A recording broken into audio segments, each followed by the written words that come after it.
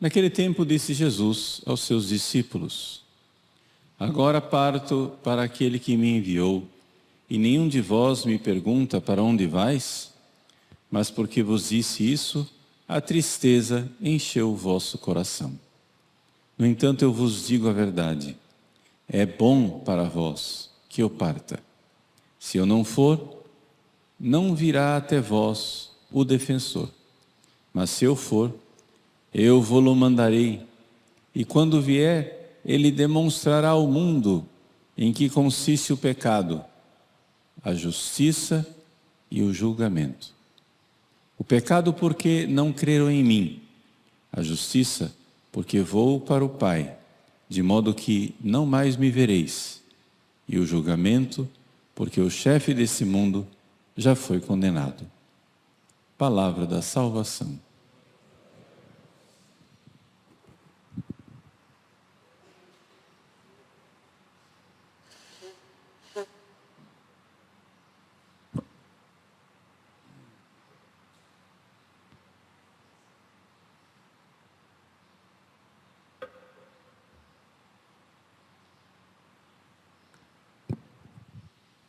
Meus queridos irmãos e irmãs, nós estamos indo para a reta final do tempo pascal e os evangelhos, como vocês têm notado, nas últimas missas têm sido sempre evangelhos em que Jesus está fazendo o seu discurso de despedida na última ceia.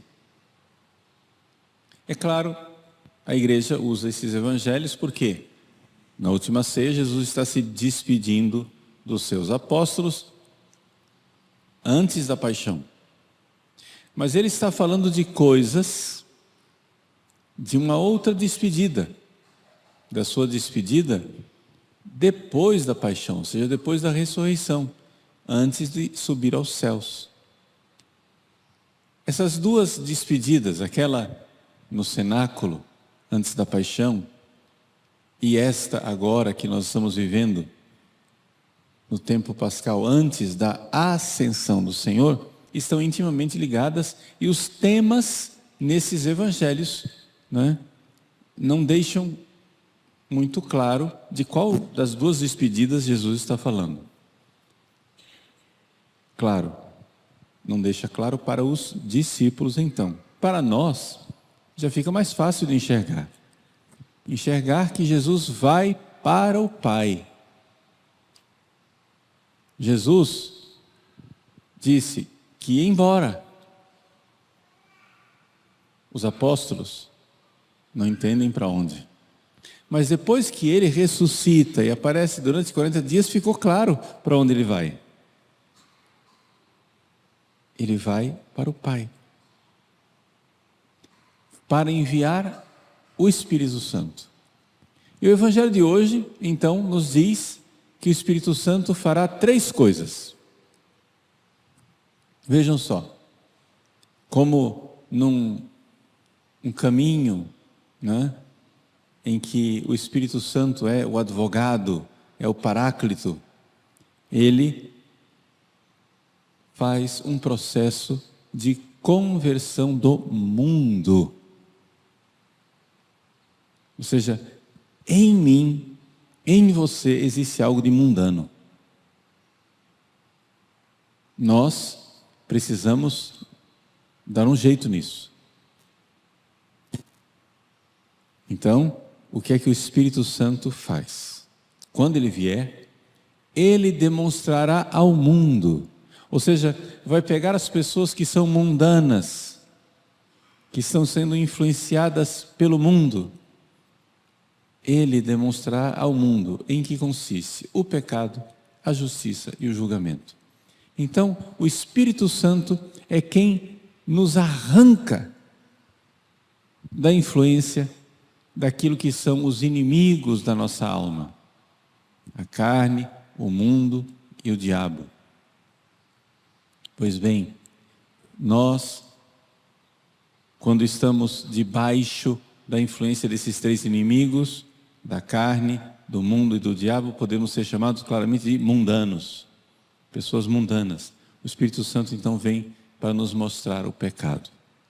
Essa é uma das coisas mais belas que o Espírito Santo pode fazer conosco.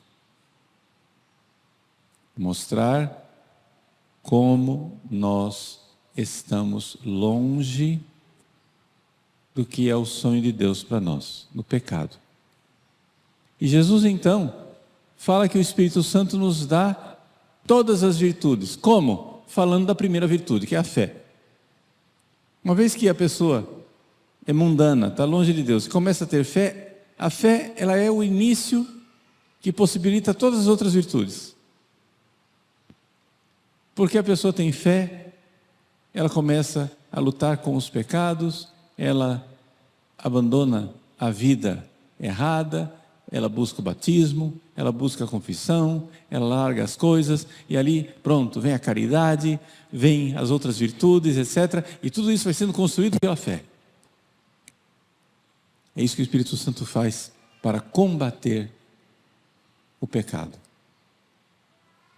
Primeira coisa que ele faz, ilumina a nossa fé. E nossa fé vai crescendo. O pecado, porque não creram em mim, de Jesus. Esse aqui é o pecado, a fé. Tem que começar com a fé. Se não tem fé, o resto do edifício vem abaixo. Não é? Então, meus queridos, nesse tempo pascal, nesse tempo belo em que o Espírito Santo quer agir em nós, Jesus quer nos mandar o Espírito Santo, peçamos mais fé. Peçamos mais fé. E essa fé que nos faz ver o pecado, que nos faz combater as coisas erradas, essa fé que tira a nossa mentalidade mundana, essa fé que vai diminuindo o poder que a carne tem sobre nós, essa fé que nos liberta da escravidão de Satanás, ela também nos mostra a justiça. Por quê? A justiça, ou seja, a santidade. A palavra justiça aqui, para nós, é um termo que nós temos uma visão, um conceito de justiça, como se fosse um manual de sociologia, ou de direito. Não é assim que a Bíblia fala de justiça. A justiça é do justo. A justiça é a realidade do justo. O justo é o santo, Jesus. A fé nos faz crer em Jesus e nos faz ver que a nossa humanidade, ela é chamada a participar da vida de Deus no céu. Jesus diz aqui, a justiça porque vou para o Pai, de modo que não mais me vereis. Nós, quando tínhamos Jesus aqui nesse mundo, tínhamos que crer nele, crer na sua divindade. Agora que ele está junto do Pai, nós temos que crer na sua divindade e na sua humanidade. As duas coisas estão invisíveis. Mas nós temos que crer que essa humanidade, que nós não vemos, ela agora participa da vida de Deus, está junto de Deus. É uma realidade que nós somos chamados a viver essa santidade. A fé junta, une nossa alma com Cristo e vai gerando a santidade. E até que então finalmente aconteça a derrota, e a derrota cabal, a derrota definitiva. Ele chega e diz, a fé nos fala do pecado, a justiça, a humanidade de Cristo junto do Pai, e o julgamento. O que é esse julgamento? O chefe desse mundo está condenado. Ali acontece a derrota definitiva. É como se fosse um roteiro espiritual. Vamos ser bem práticos, expliquei, vamos amarrar para alguma coisa bem concreta na sua vida. Jesus, que nos envia o Espírito Santo, aqui 3 estágios. O primeiro a fé. A fé que vai fazendo você largar os pecados. Quanto mais crescer a sua fé, menor ficam os pecados. As virtudes, elas crescem todas juntas. Se a fé cresce, as outras crescem juntas. Puxa a sua fé, atua a sua fé, cresça na fé, se você estiver fazendo direito às suas orações, se você estiver verdadeiramente tendo fé, as outras virtudes crescerão. Tem gente que tem dificuldade de ter paciência, tem dificuldade de perdoar, tem dificuldade de castidade, tem dificuldade de parar de contar mentiras, tem dificuldade de ter, sei lá, apegos a vícios. Você quer se livrar de tudo isso? A fé. Cresça na fé. Peça mais fé. Se a fé crescer, as outras virtudes crescerão. Se você está caindo em pecados grosseiros, é porque sua fé está fraca. Ela está lá, mas está fraca, precisa crescer. Segunda coisa. Segundo estágio. Uma vez que combateu os pecados, a justiça, ou seja, a união com a humanidade de Cristo nessa fé faz com que nós comecemos a agir divinamente. É o que a gente vê nos santos. A justiça, a santidade. Creia, Jesus não quer somente nos livrar dos pecados, Ele quer nos dar uma participação na natureza divina. Então, vamos amar, não só livrar dos pecados, vamos amar de verdade. Uma vez que isso aconteça, então, o reino de Deus está implantado, é a derrota de Satanás. Ele não tem mais poder nenhum sobre nós, é o julgamento. Satanás já está derrotado, mas não está derrotado na minha vida ainda. Exatamente por uma fé que me livra da visão mundana e pecaminosa, por uma santidade que vem do próprio Cristo, que então acontecerá essa terceira realidade, a derrota definitiva de Satanás em nossas vidas. Ele não terá mais poder sobre nós. Que alegria saber que o Espírito Santo quer fazer isso conosco. Creia nisso. Porque a grande dificuldade da maior parte dos católicos, dos bons católicos, é que eles acham que Deus quer que nós sejamos bonzinhos. Deus não quer que você seja bonzinho. Deus quer que você seja um grande santo. O Espírito Santo quer.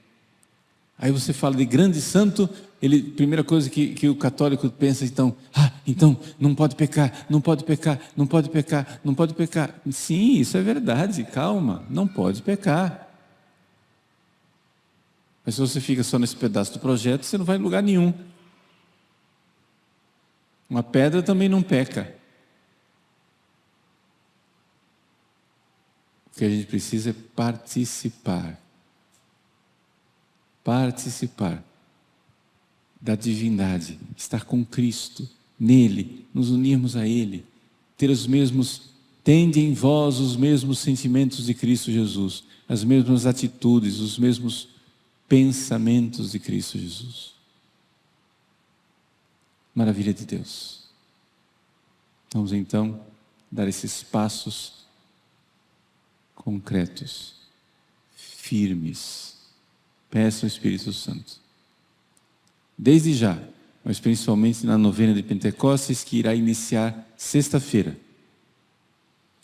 Se prepare na próxima sexta para entrar em 9 dias de oração intensa, de uma espécie de retiro